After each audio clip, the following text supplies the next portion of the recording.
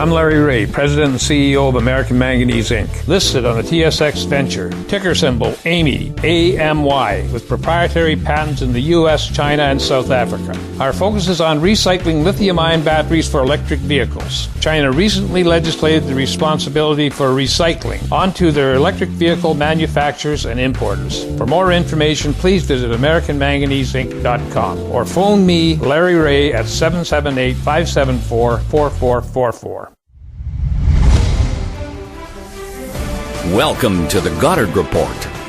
Comments made on the Goddard Report and TalkDigitalNetwork.com are an expression of opinion only. Here is Jim Goddard. My guest is Jordan Bateman, the BC Director of the Canadian Taxpayers Federation. Welcome back to the show, Jordan. Thanks for having me, Jim. The federal Liberals are talking about electoral reform, but critics are saying they're not going to pick anything that doesn't put them back into power. Any fears about that? Oh, absolutely. The biggest problem with talking about electoral reform, and, I should point out the Canadian Taxpayers Federation, very supportive of electoral reform, and in fact campaigned in the 2 BC votes for electoral reform, but we believe it can only happen after you've had a referendum of the public to gauge support. The big problem here is you have politicians in a complete conflict of interest, right? Like, it's actually the purest kind of conflict of interest they can have. They're going to look at every single voting system through one lens. What's going to keep me elected and what's going to keep my party elected. So, when you have that kind of conflict of interest, the politicians should be scrambling to get out of the way and let the public vote.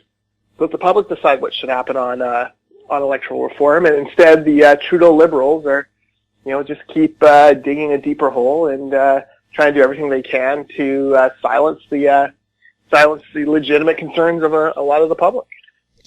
Well, I'm sure they wanted to have public consultation, but where are the meetings? I haven't heard of any, or haven't heard of anything publicized.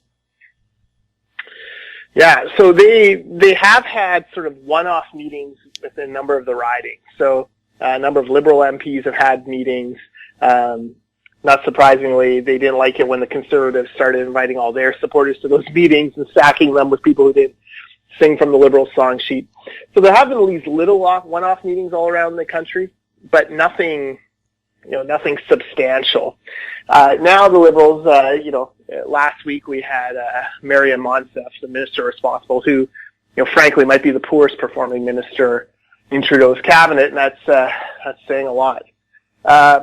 Monsef had struck a panel to come up with, an all-party panel of MPs to come up with suggestions on what to do about electoral reform. They came up with suggestions that she didn't like, including, it should go to a referendum. The NDP, the Conservatives, and the Bloc all used their seats on that committee to overpower the Liberals and demand a referendum, because that's what the public wanted. And she basically, tore the report up in public, said it was a waste of time and energy, threw all the MPs under the bus, including the ones in her own party, then backed up the bus and drove over it again.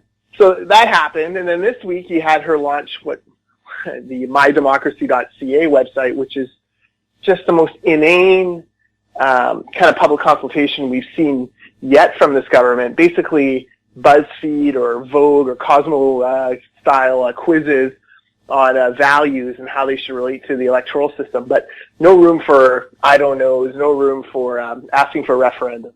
This was widely panned by virtually everyone not wearing Liberal red, including leading pollsters and other people.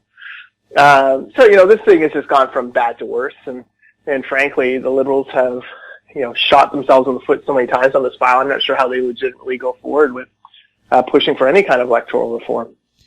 Well, I'm sure Canadians would like a better system than one that gave Stephen Harper a majority with just 38% of the vote.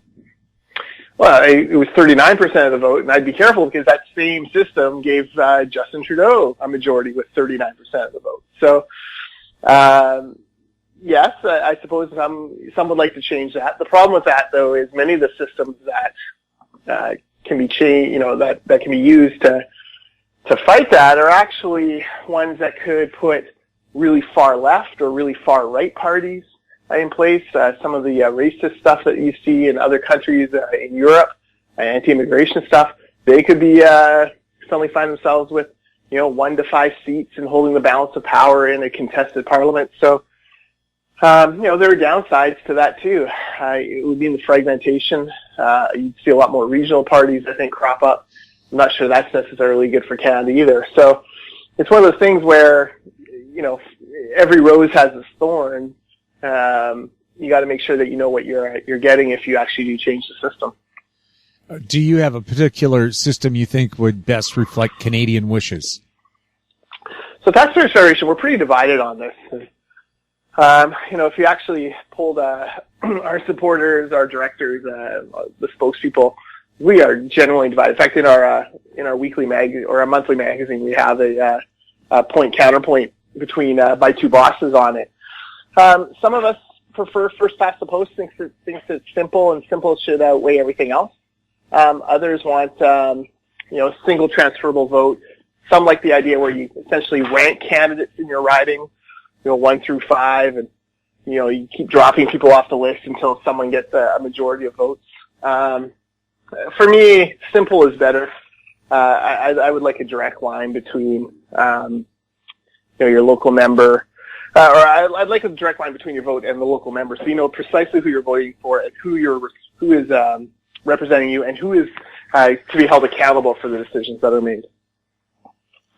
Well, one of the criticisms of the Canadian system is being a parliamentary party system is that it doesn't matter what a local candidate says they will do or not do. They're beholden to the leader and they have to support them in parliament or their government fails. Yeah. Well, I mean, look at the perfect example of this, right? The pipeline issue. Justin Trudeau, before the election, came to British Columbia, looked the Dogwood Alliance folks and the wildlife folks and the environmental groups in the eye and said that he would under no circumstances support Kinder Morgan, would force a complete new process, which was really code for, we'll kill it. And then, a year later, it does a complete 180 and approves it. Hedy Fry ran against it. Wilson Raybould ran against it. John Aldag ran against it. All these Liberal MPs here in the Lower Mainland ran against it, and now have to approve. Have had their Prime Minister and Cabinet approve it. So you're right. That is a weakness in the system. But at the same time, I think those people know precisely who they need to vote out, who they need to get rid of in order to stop that kind of hypocrisy again. I am amazed. I'm waiting for the day where we start to see Stop Trudeau stickers on stop signs around Vancouver like they used to have with the Stop Harper. And I think if he doesn't cave in on Kinder Morgan, that day could be sooner than we think. The Auditor General's report on the federal government pretty damning, saying that each department doesn't communicate with the other. They duplicate services, triplicate services, or assume that somebody else is doing something so they don't do anything, and so there's no service. Do they need to spend their money a little more wisely and maybe get together and find out what are you doing across the hallway instead of, trouncing around on their own, not really finding out if the money they're spending is effectively spent? Yeah, that's exactly what they need to do. The way to boil down that Auditor General report is very simple. Government is not good at governing, and that's a big problem for the administration of our country. Let's take it down to a micro level. So the city of Penticton several years ago under then Mayor Dan Ashton, they were worried about rising tax costs on their residents, many of whom were pensioners, people on fixed incomes. So they went through what they called a core review, but the big key to the core review was they put people in the room together from different departments and they went line by line through their budgets and through their activities and tried to see where there was crossover. And what they discovered was, the engineering department was responsible for some, landscaping, for example, so they had lawnmowers, but so did the parks department, and so did the regional district, and so did the school district. So what they did is, they said, well, why are we all running our separate shops, separate equipment, separate staff? Let's try to pool this and have one system. Save them some money. They were able to avert tax increases through that and a bunch of other things. This is the kind of stuff we need to do more of, is have these people, almost lock them in a room together and really go through the particulars of, what these departments are doing and find ways to work together on things, find ways to save money, and just force these silos to come down. Well, I know when they hold emergency exercises, they're tremendously useful when they find out different departments have different resources and specialties, and they're damn useful in an emergency. So really, maybe perhaps they should have an emergency exercise on running a government. Yeah, we could declare the Trudeau government in a state of emergency. They've had that bad a week. That's a good point. Look, when government's forced to do stuff, when these different silos are forced to work together, they generally do pretty well. It's just a matter of having the political will, and then the managers, the middle managers especially, actually carry out those things. So the big problem with the federal government is it's too big. I mean, it's a massive bureaucracy. Anyone who's been to Ottawa and walked around the city and realized just how many government offices and workers there actually are can attest to the fact that there's just too much bureaucracy and too much admin. That needs to change. Donald Savoy is a university professor who studies this stuff. He wrote a book called "What is Government Good At?" In his foreword, he makes the joke that when he would tell his friends that he was writing a book called "What is Government Good At?" they would all say, "Oh, that's going to be a short book for you, Don. You'll be done in a week." We'll have more with Jordan Bateman right after the break. GEM International is a new diamond explorer in the richest diamond producing country in Africa, located next to the fourth largest producing diamond mine in the world. International Spotlight is on an 1109 carat diamond recently discovered in Africa by a fellow Canadian junior with a proven operator and finance team. GEM International trades on the TSX Venture Exchange, symbol GI. Visit us at gemdiamondmining.com. In Goddard we trust. Welcome back. We're speaking with Jordan Bateman. Jordan, a crisis facing Canada, the fentanyl crisis, where this heroin substitute is killing dozens of people, it seems, every week. BC's on a horrible rate for the number of deaths, and now it's spreading across the country. Now, one of the first responders that should be showing up for these overdoses is the Vancouver Fire Department, but complaints are out that they're not well organized and don't have the resources to do it. What about the Mayor of Vancouver's response to that criticism? Yeah, so the Mayor, Gregor Robertson, was asked by media about this criticism coming from some of the frontline workers that Vancouver Fire Department doesn't have the resources it needs to deal with this crisis. And he said, yeah, they're probably right. They probably should have those resources. Now, Jim, this is staggering to me because he is in charge of the fire department. He does the budget. He holds the political power in that city. He's got a full slate of counselors who are beholden to him. He could get them these resources tomorrow if he wanted. And yet, he's more concerned with his vanity projects, his greenest city nonsense, banning natural gas, raising virtually every tax he can think of and inventing new ones. Still busy with all this vanity stuff that he's forgotten what they should be doing, which is, equipping emergency personnel to deal with what has really become an unbelievable scourge on our streets. Well, people who are trying to help these addicts who are overdosing are setting up essentially what are illegal injection supervised sites. So if they do overdose, there's someone there who can revive them. Why isn't the fire department out there? Who's got more places out there in the community than the fire department where they can address medical issues? Well, exactly. And who has more experience in dealing with it firsthand? In our system, firefighters are usually first responders. They almost always beat the ambulance to a situation. So they should have the training, they should have the kits, and they should have plenty of these resources that they need in order to save lives. I mean, look, my sister works for a nonprofit in New Westminster, and, just in their kind of area in the past few weeks, there were 3 deaths due to fentanyl. And so, the staff there has undergone training. They all know where the kit is, with the special drug that helps counteract the fentanyl. They've all been trained now so that they can help fight back. It astonishes me that these people who are just basically grunt workers in a nonprofit have this training, have these kits, and have the resources necessary. But the Vancouver Fire Department are concerned they don't have enough. Right. And of course, fire trucks, Vancouver's just had a rare snowfall. It's very icy out there and slippery. I'm listening to the car tires spin outside my window. Fire trucks have big chains on their tires. They can get to places that other people can't. So should they be out there cruising in the community? I know ambulance crews are now doing that instead of going back to their station. They just stay in the area where they get the most calls. Yeah, I think a lot of fire departments are actually a lot busier than people think. The number of fires has gone down drastically, not just in the Lower Mainland, but in North America. As sprinklers have become kind of a staple in every kind of home, even single-family homes now have to have sprinkler systems. The number of structure fires have gone down, but the number of emergency responses have still gone up. It's because of things like this fentanyl crisis. So, I don't put this one on the fire department. I put this one squarely on the politicians for not giving them the resources that are necessary to deal with this. This is a problem that's not going away anytime soon. And, we're talking about hundreds of deaths, record levels of overdose deaths in BC. And it astonishes me that we still talk so much about, things like real estate prices and, other news issues when this is going on. I feel like this has been a bit of an underreported story.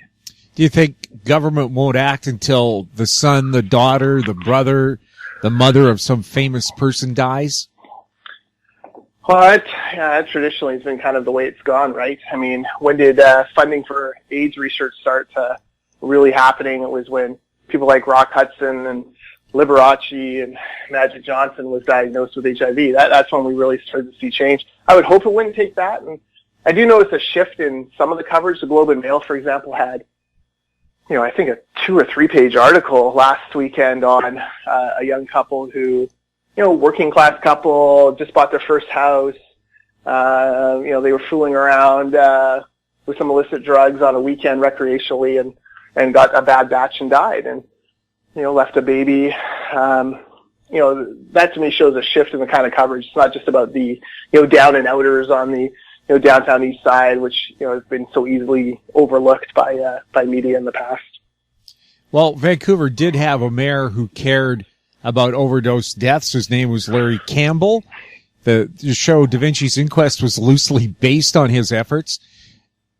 Do we need a mayor again who is going to be basically a one-issue mayor, and that is, how do we deal with this overdose crisis? We need more than one supervised injection site, and not just in Vancouver, but perhaps across the country. Yeah, I'm not sure if it needs to be a single issue candidate. Look, there are lots of issues in Vancouver that need to be dealt with after 10 years of Gregor Robertson's ineptitude.